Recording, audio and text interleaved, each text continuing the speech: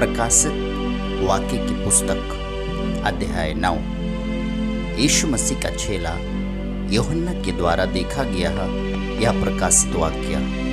जब 5वीं तुरही फूंकी गई तो स्वर्ग से एक तारा पृथ्वी पर गिरता देखा और उसे अथाह कुंड की चाबी दी गई तथा अथाह कुंड खोली गई, जिसमें से एक बड़ी भट्टी के समान धुआं उठने लगा और उस धुएं से सूर्य और वायु अंधकारमय हो गया।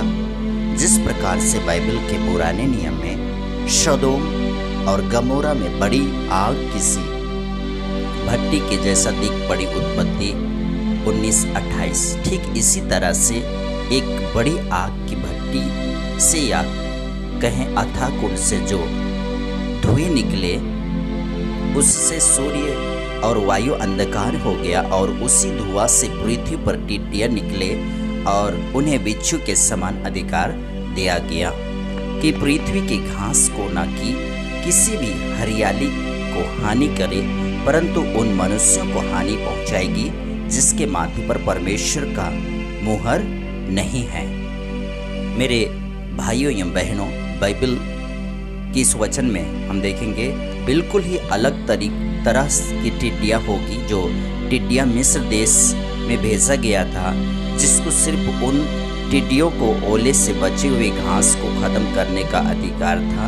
निर्गमन 10:12 से अब 15 पढ़ सकते हैं। परंतु जो आने वाली टिड्डियाँ होगी बहुत ही खतरनाक, या सरल भाषा में कहें आग से नहीं मरने वाली टिड्डियाँ बिच्छू के विष लिए हुए, क्या बूढ़े, क्या युवा, क्या कुंवारी, क्या स्त्रियाँ, क्या बाल बच्चे, उन सब को हानि करेगा।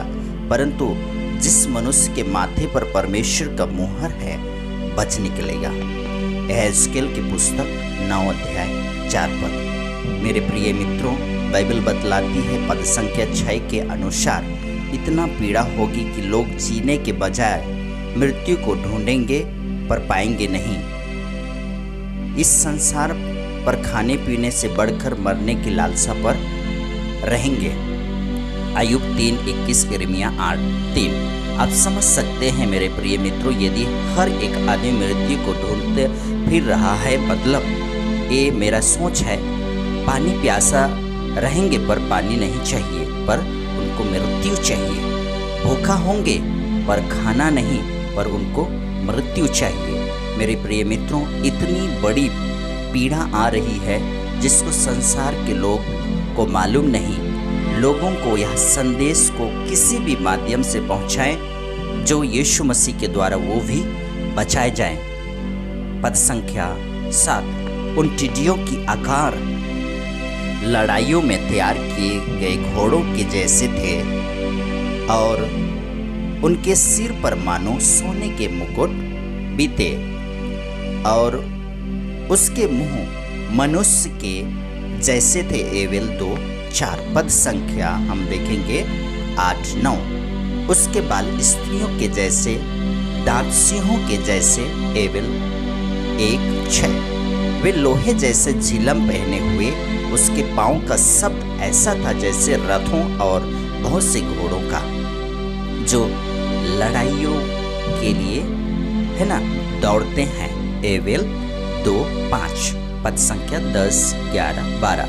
जिसकी पूंछें बिच्छू की सी थी और उसमें डंक थे और उन्हें 5 महीने तक मनुष्यों को दुख पहुंचाने की शक्ति मिली थी, वह उनकी पूंछ में थी। अथाह कुंड का दूत उन पर राजा था। उसका नाम इब्रानी में अब्दुल्लोन और यूनानी में अपुल्योन है। पहली विपत्ति बीत चुकी और बाइबल बतलाती है इसके बाद 2 विपत्तियां आने वाली है।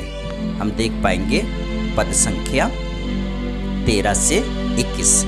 6वीं तुरही का फूका जाना।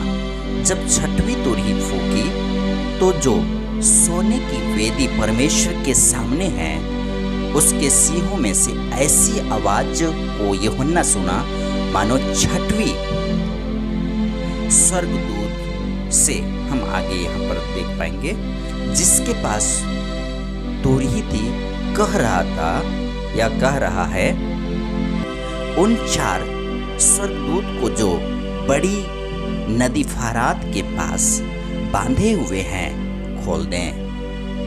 और चारों दूत खोल दिए गए और उसी घड़ी दिन और महीने वर्ष के लिए मनुष्यों की 1/3 को मार डालने को तैयार किए गए थे। उसकी फौजों की सवार की गिनती 20 करोड़ थी।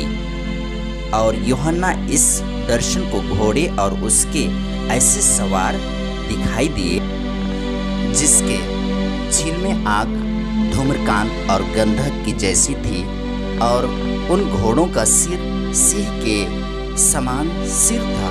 उसके मुंह से आग, धुआं, गंधक निकलते थे। इन तीनों महामारियों अर्थात आग, धुएं, गंधक से जो उसके मुंह से निकलते थे, मनुष्य की 1/3 मार दी गई, क्योंकि उन घोड़ों की सामर्थ उसके मुंह और पूंछ में थी, इसलिए कि उसके पूंछे सांपों की जैसी थी और उन पूंछों के सिर भी थे और इन्हीं से पीड़ा पहुंचाते थे। बाकी मनुष्यों ने जो इन महामारियों से न मरे थे, अपने हाथों के कामों से न मन फिराया कि दुष्ट आत्माओं की और सोने चांदी, पीतल, पत्थर और काठ की मूर्तियों की पूजा ना करे, जो ना देख, ना सुन, ना चल सकती है। दूसरा इतिहास 34:25। और खून और टोना और व्यभिचार और चोरियां उन्होंने की थी, मन न फिराया। इस प्रकार यह महाक्लेश इतने ही में समाप्त नहीं होती है, पर और है जिसको हम अगले बाइबल अध्ययन में हम देख पाएंगे। तब तक के लिए आप सबको हम अलविदा कहते हैं। मिलते हैं अगले अध्ययन में। आमीन।